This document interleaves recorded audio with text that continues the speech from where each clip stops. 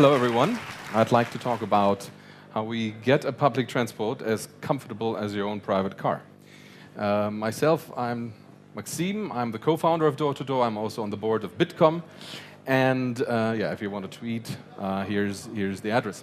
So we'll start with a little video that shows what we do. One of our customers is Audi, the car manufacturer. And you know that car manufacturers, they also want to go into mobility solutions. And we provide the technology and the solutions to introduce on-demand public transport.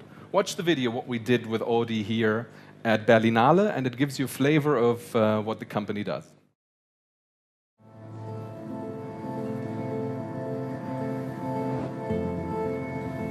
Wie schaffen wir es, dass die Menschen von Tür zu Tür in einer Stadt unterwegs sind, dass man sich nicht mehr nach dem Nahverkehr richtet, sondern genau umgekehrt, sich der Bus oder PKWs danach richten, wo der Mensch eigentlich lang will.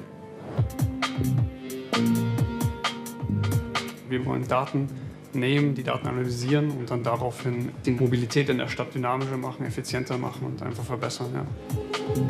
Bevor wir Alligator Shuttle launchen, schauen wir uns erstmal detailliert das Angebot und die Nachfrage an.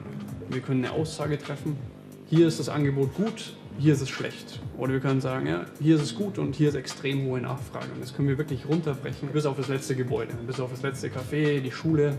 Jeden Ort können wir letztendlich analysieren mit unseren Daten und eine Aussage treffen, wie ist die Nachfrage auf den Ort wirklich.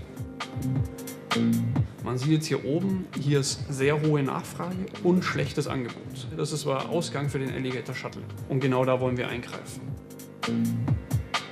Im Wesentlichen setzen wir Parameter fest. Eins ist, wie lange ist ein Kunde bereit zu warten. Ein anderer Parameter ist, was ist der maximale Umweg. Wir wissen, wo der Fahrgast losfahren will und wo er hin will. Und das geben wir jetzt an unseren Algorithmus. Der schaut dann, wie sieht momentan die Welt aus. Wir nennen das eine Problembeschreibung. Es gibt so und so viele Kunden schon im System, die schon gebucht haben. Den haben wir schon versprochen, ihr dürft mitfahren. Es gibt so und so viele Autos und wir wissen, wo die Autos sind. Der Fahrer hat eine eigene App, die ihm anzeigt, jetzt gibt es einen neuen Auftrag. Er nimmt diese Fahrt an und wird dann automatisch geroutet zum Ziel und los geht's.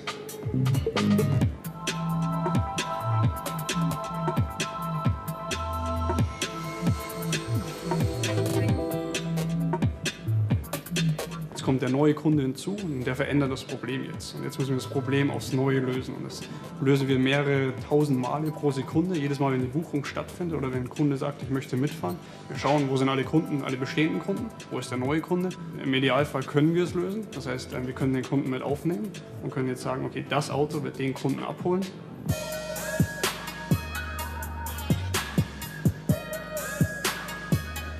Wir wollen erreichen, dass die Menschen mit ähnlichen Routen die Fahrt teilen. Und das ist das, was der Alligator Shuttle tut. Und das ist schon was ganz Besonderes. So Alligator Shuttle is our showcase, which we run every Friday here in Berlin. It's more or less a way to do product development, because we're a B2B, B2P company. We do not intend to sell directly to customers. And again, the vision is to provide a public transport as comfortable as your own private car. And it's a company of 70 plus people. We're having a funding of 12 million at the moment, and we're growing quite fast. And I'd like to start with the question, what's driving cities to innovate? So what's the driving force behind it? And actually, it's something called the Oecd Lisbon study. Every mayor of every city around the world has this study on his or her desk. And this study says that 97% of private cars can be absorbed by 3% of on-demand shared shuttle buses. So we're talking about, you know, a Volkswagen or Daimler van that picks you up, brings you from A to B, and it's a shared ride. Though this only works under two circumstances. Number one, that you don't just throw vehicles at the road. You need to know exactly what's the operating area and where to bring those vehicles. That's why we do this mobility analytics that you've seen in the video. And secondly, it must be connected with the existing public transport infrastructure. So the shuttle plus the tramway, shuttle plus the subway, then you get these sorts of effects. Then you have no traffic congestions anymore in the city. You have significantly less emissions, and you make parking spaces available again in the city if you introduce that. Obviously, you know, 97 to 3%, that means 97,000 cars can be absorbed with 3,000 shuttles. Now, Oh, they're working. Why do cities want to operate their own mobility platforms? Actually, that was a bet that we had 3 years ago. Our bet was that cities do not want to solely rely on a platform like Uber or Lyft, that they want to control and that they want to own the platform and that they themselves want to run these platforms autonomously, independently, to really decide what's happening in the city. Because if you don't do that, and that's Manhattan, you have 50,000 additional vehicles on the road. With Uber, Get, and Lyft and all these players running onto the street that are not connected into the public transport, that are not, let's say, operating in areas where you really have demand, you have 50,000 vehicles additionally. And all mayors around the world are looking closely at what's happening in New York City and want to install their own mobility platforms. Well, obviously, that's what we do. We enable them to run their own platform, and it has 3 components. The mobility analytics that I just spoke about, then everything that you need to do ride sharing, so the apps for the drivers, the apps for the passengers, and last but not least, to then connect that with the existing public transport infrastructure. And that's exactly what cities want, and that's why our business is running very nicely. I'll get to that. So again, we are not a mobility service provider, so the cars and the vehicles, they're not owned by us, they're owned by the city or by the public transport company. We are a software company, we're a business-to-public SaaS company. Infrastructure is our market. We get a license fee plus a rev share per each vehicle.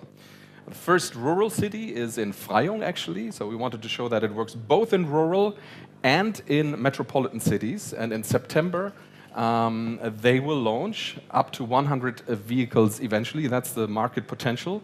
And here you see the first metropolitan city also launching it at September. There we see a market potential of 3,800 shuttles over the course of the years.